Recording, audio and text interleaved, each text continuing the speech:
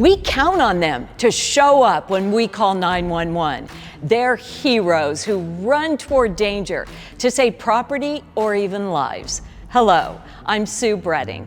Firefighters had the most intense job imaginable in 2025. They battled some of the worst wildfires in our nation's history in the Los Angeles area. They rushed to the scene of the biggest airline tragedy in more than 15 years. But how do you become one of these heroes?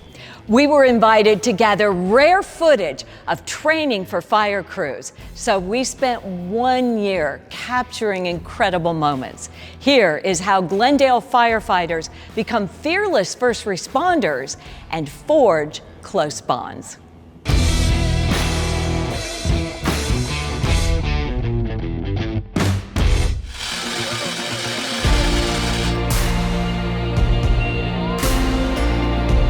Ask a child, what do you want to be when you grow up? Firefighter is a common answer. But what does it take to make that a reality? If the dream begins here,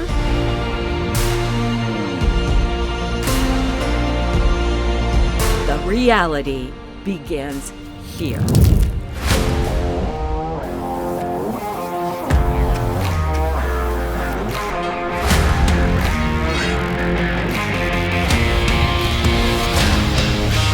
Doing some extrication, how to open cars up, get victims out. Venting, so being able to use the chainsaw up on the roof has been super fun. Firefighter survival today. We're doing all the breaching stuff, all the climbing, all the window bails. Acrophobia on the ladder. We got to get strapped in and then go all the way up to the top.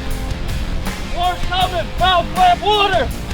Ladder 1599, engine 1596, apartment fire, 11550 West Glendale Avenue. Gripstick is the Glendale Regional Public Safety Training Center. We train recruits from anywhere from 13 to 15 different cities around the valley. So that as you're moving, you can take it off. The basis for the whole academy is just to build their foundation. Straight up. Back down. Dump that off the shoulder. Now go towards that door with it. From day one, they're learning how to maintain their physical fitness, learning how to throw their personal protective equipment, their SCBAs, their turnout gear. We run them through search and rescue drills. We run them through fire behavior, teaching about fire department culture, customer service, and just being good members of the community.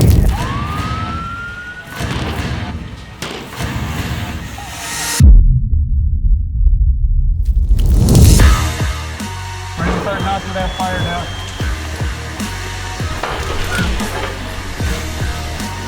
Commander Fire Starter, we're ready. Battalion Chief Mike O'Neill leads the recruit training program. He says if you're going to be a firefighter, you need two things: grit and a hero's heart. The kind of people we're looking for are people that are going to do the right thing. People with integrity, people who take initiative, people that work hard, people you can trust. They got to be a team player. They got to be somebody who understands. We're going to ask a lot of you. The day is ours and we seize it. Haters, man, they got reason. Yeah, let's take it right out this door right here. What a rush. Follow your heart, homie. Go where the love. Let it rain, let it flow, let it flood. These recruits come from all different life journeys. Each one has a different story. They vary in age. And I'm going to be turned 40 the day before graduation. I graduated from high school less than a year ago, and I'm 20 years old. They gon' try to bring you down. Do not let him die. Go ahead and get it, get it, get it, get it. They vary in why this is their chosen career. Israel Durantes Rivera's reason is deeply personal. There's a night where I got assaulted and I had to call 911. So now I kind of worked to be on the other side of that. And so now seeing myself in that place of not calling, but the ones being called upon now, it's a major impact because now I'm the one helping.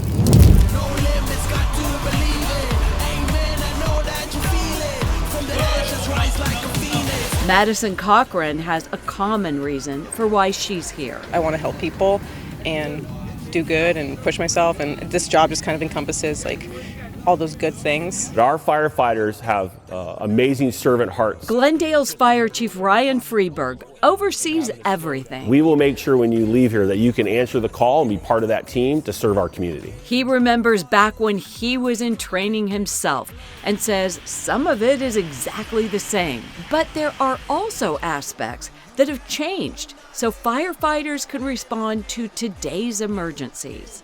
The technology that's brought in from thermal imager cameras, the technique to fighting fire, the equipment that we give them for personal protective equipment, and then how the world has changed and what makes up the products that burn, the products of combustion. Things burn faster, burn hotter now than what they may have done 20, 30, 40 years ago. So we have to match those with our techniques. As soon as you're charged with water, make that advance into that 4th floor.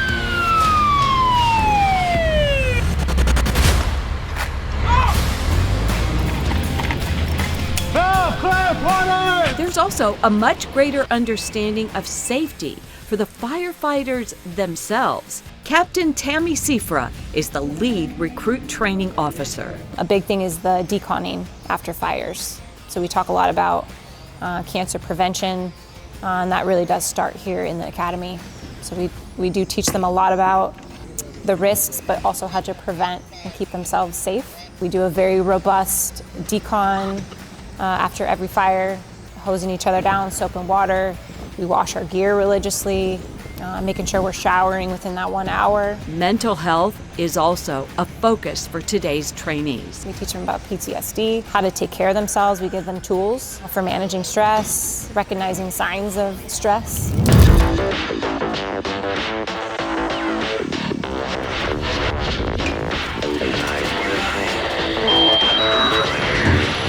To take somebody, especially somebody who's super green, no experience, they just have a passion for the job, they show up bright-eyed, bushy-tailed. We tell them day one, like, there's gonna be failures here. We expect you to fail, we don't expect you to know everything right away. And so to walk with them through every hurdle is pretty incredible. Season 2, vehicle fire, 11,015 West Borough.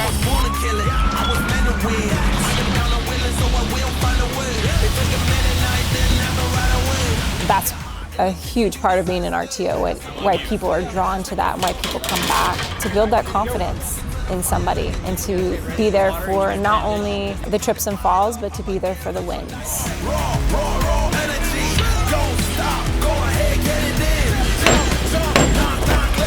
There's so many times there'll be recruits out here who've been struggling with a skill and it finally clicks.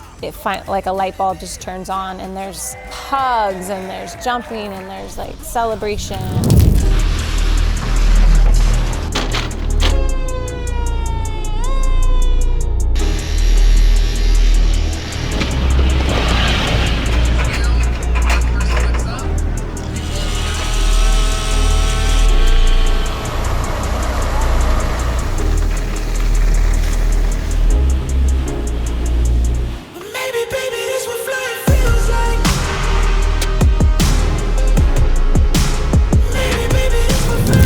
The final step for the recruits is a unique ceremony that happens right here, and it's likely something they'll never forget. They burn the red shirts that they use as part of training, and that signals that they can wear the firefighter blues that they so deservedly earned.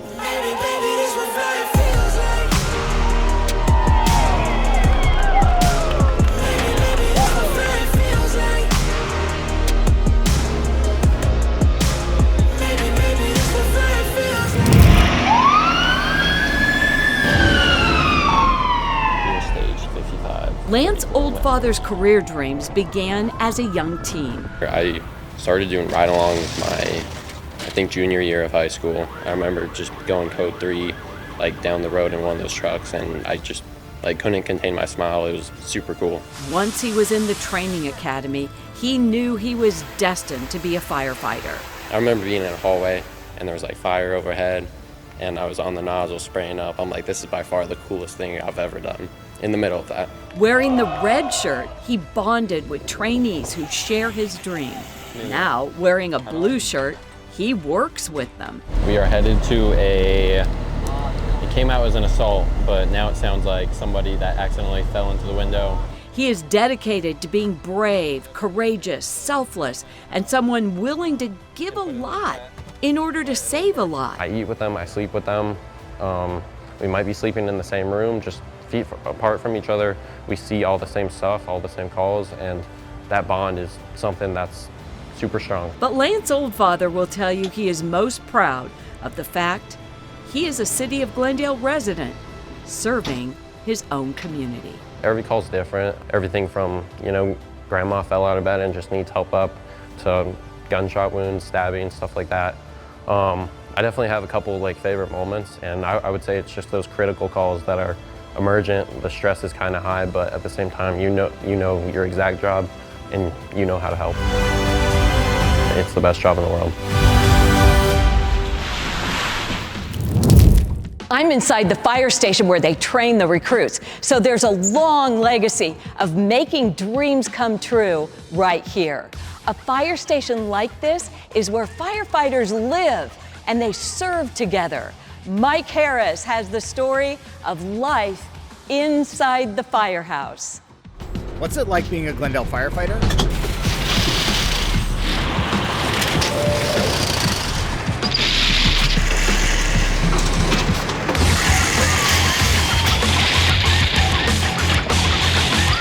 It's busy. So busy, it's hard to get through a complete interview. Before I got hired, I was able to do a lot of ride-alongs. We got a call. I didn't really know what firefighters did. That's not me. Since I'm a new booter on the truck, getting to know me. Ladder tender 152. We have hazmat Mondays. Now that's me. It's been pretty busy here, so it's kind of just go with the flow. Are you guys going on? Is that you? Oh, it's a fire. Most days, showing up, get ready to work.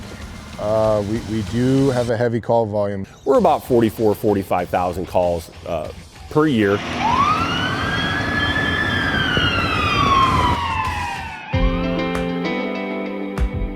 So shift change every morning at 8 a.m. We just give a handover report of what went on last shift. Good morning, everybody. We have 152 and ladder 152 are both on calls right now. Most of us will get here at about 0700, check off all of our fire gear. Your pack was good, about 4,000. Our EMS gear. We're just checking off the drug box right now, doing all our accountability stuff. We usually have a conversation with the outgoing crew, and I feel like that's just a good way to start the morning. We clean our bathrooms. That's one of the first things we do. We all take chores, so it's just like this is our house away from our house.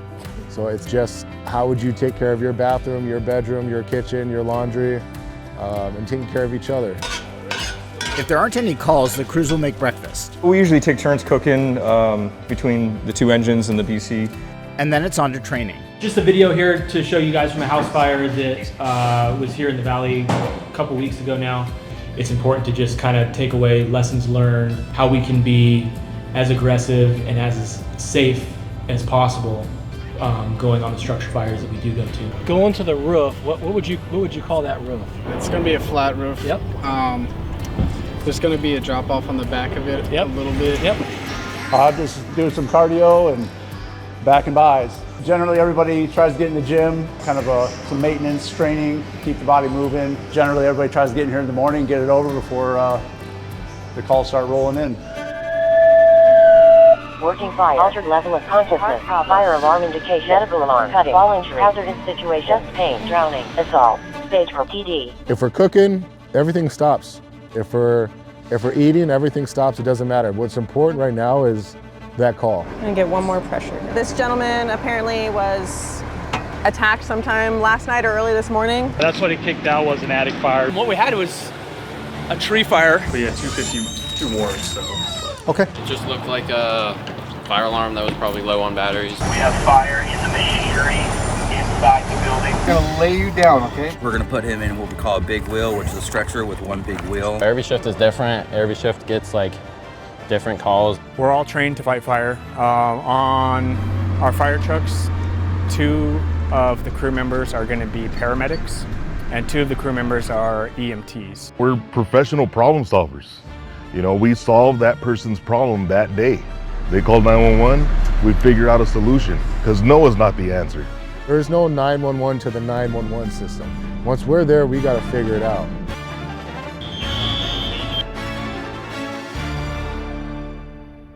Hey, the guys wanna say what's up. Happy birthday! Everyone knows, for the most part, when you get hired as a firefighter, that you're getting hired into a family. It's all love, and you can really just feel the love when we're sitting at the table together, and that time is just so special to us. I love the family time, the brotherhood, sisterhood, whatever you want to call it, like the camaraderie. Yes, I was in a TV show. What's it about? It's about a ranch. I was a ranch hand, a background actor, and I was a frat boy. I'll just show you guys it. That's This is great. Good job, Q. Really good. This is a family away from my personal family. The kitchen table, the camaraderie, the team atmosphere. We come in together, we train together, we eat together, we see some good things, we see some bad things together. We learn to depend on one another and trust each other. I always tell all of our new guys, you got to be passionate about this industry, this profession, because we deal with some hard stuff. We see some very hard stuff, which also makes your relationship with your fellow coworkers, your family, much, much stronger. The workday of a firefighter is unique. We work 24-hour shifts, we go home for 2 days, another shift comes on, they do the 24 hours, they go home, another shift comes on. So you're really working that 24 hours on and 48 hours off. They do sleep in the fire stations in that ready state, and if the bell rings at 1, 2 o'clock in the morning, which it does in the city of Glendale, they're up and ready to respond from our fire stations. Share a room with 2 other people. So on an A shift, this will be my locker here. And I would just take my bedding, pack my bedding up and put it in my bin. This is our annunciator panel. When all the tones kick out or any of the calls kick out, it's going to scroll across here. So if it's for the engine, it's going to light up engine 157. It's a hurry up show. You know, we got about, at worst case scenario, 2-minute response time to get from, say 2 in the morning, you're dead asleep, onto the truck, and that truck is leaving the bay. No matter what, that call is someone's emergency, right? The objective is how fast can we get to the truck and get to that person to minimize whatever is going on and to positively impact that situation. My favorite thing about being a Glendale firefighter is coming to work and being able to help the citizens that we serve. Being able to be put in that very limited window of time and space where we can positively impact that person's life. I knew I was destined to do more and with myself, and I wanted to be a part of an environment that's bigger than me. For me, it feels good to have a purpose, and when we do get to affect, somebody's life in a positive way, it's a good feeling. This is what I want to do, and it's everything I hope for and way more. It's amazing. Thank you, Mike. Having different perspectives is so important to serving a diverse community. But right now, women are underrepresented in the fire field. So we want to show you something inspiring. Jessica Mensch has more.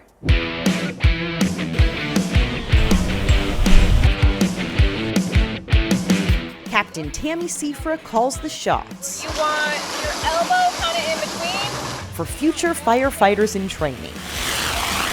I'm currently the lead recruit training officer at the Gripstick Fire Academy. It is very rewarding. It's very demanding. To me, it's my dream job. We'll probably check the smoke levels and stuff. A role she appreciates in large part because of her own experience coming up in the Fire Academy as the only woman in her recruit class. If a female is struggling, some people might be quick to judge, wondering if they can do the job. You almost have to be twice as good. Strong female mentors showed her she could more than just do the job, she could excel. Wisdom she passes on to the next generation. If I would have had a female RTO when I went through my academy, I would have thought I died and went to heaven, just to be able to ask her questions and techniques. And so it's really cool to be in this position. She helps women recruits of different shapes and sizes make their bodies work for them. A lot of our strength is in our legs and in our core, so your center of gravity is going to be different, where you carry your muscle is going to be a little bit different. Once they master these skills, women bring so much to the fire service. I have had instances where it was very beneficial for me to be on the crew. Whether we ran on a domestic violence call or maybe small children or different cultural backgrounds, who you have on your fire truck should reflect the public, and that's all walks of life. All genders, all backgrounds, all cultural. Still, women firefighters are a rarity. According to the National Fire Protection Association, just 5% of career firefighters are women. Compare that to Glendale's numbers, which are hovering right around 7%. It's why Glendale Fire Chief Ryan Freeberg says recruitment efforts are so important. Unless you have the calling to be a firefighter, which exists, or have a primary family member or extended family that's in the industry, you may not even know that this is a career opportunity. So they're embedding in local high schools to show teens what a career in fire can offer, hosting community fairs, and putting on Aspire Academy, a camp for young women interested in public safety. What we're looking for is how do we activate or plant the seed earlier in those career decisions that the firefighting industry is even an option. For Captain Sifra, it's one of the best decisions she's ever made. This profession has gifted me so many things. Countless hours of education, paramedic school, technical rescue, hazmat, the relationships that you build, the confidence that this job has given me it's immeasurable.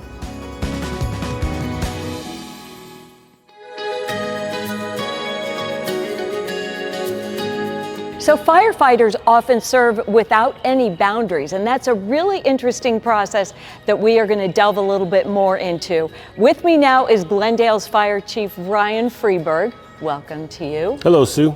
Would you talk a little bit more about how firefighters help their colleagues? Well, it's an amazing system we have here in the Metro Phoenix area. Because of the Phoenix Regional Dispatch Center and the Mesa Regional Dispatch Center, what we're able to provide is automatic aid, which allows the 30+ municipalities that are part of our automatic aid system, they respond in and out of each other's jurisdictions automatically.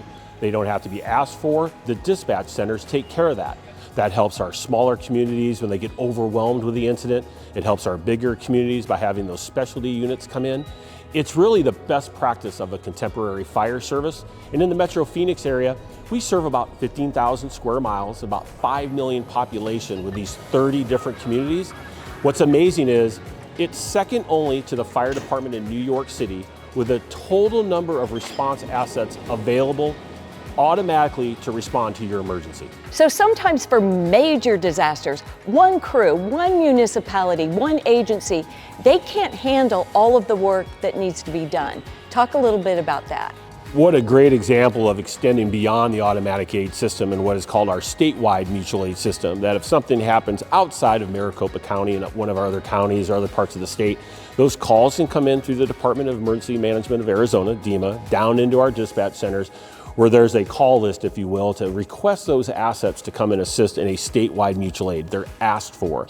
Now, on a federal level, those same type of requests come in, whether it's responding regionally or nationally to wildfires, which we've seen a lot of in Los Angeles right now, or in our history with the City of Glendale Fire Department, we were requested to go to New Orleans for the Katrina hurricane. We sent about 12 or 15 of our members to assist with command and control, response with our engines and ladders, and we set our federal asset, which is our heavy rescue. In addition, in what was a tragedy in the state of Arizona was a Yarnell 19, where the City of Glendale went up to support our brothers and sisters in the City of Prescott with the logistics and the incident management team functions that the City of Glendale can fortify and support to take some of that pressure off of what was a tragedy during that time in the City of Prescott.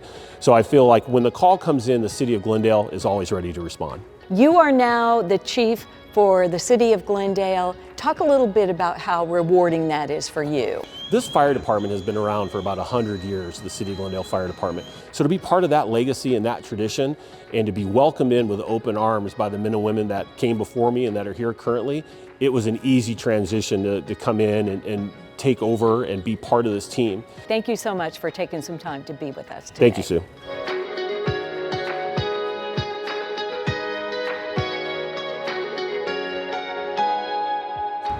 We hope you enjoyed this behind-the-scenes look at the Glendale Fire Department. We leave you with a video collage, some special moments that we enjoyed gathering for you. What's up? Happy birthday! And I know you're 11 today. Time for you to go to work.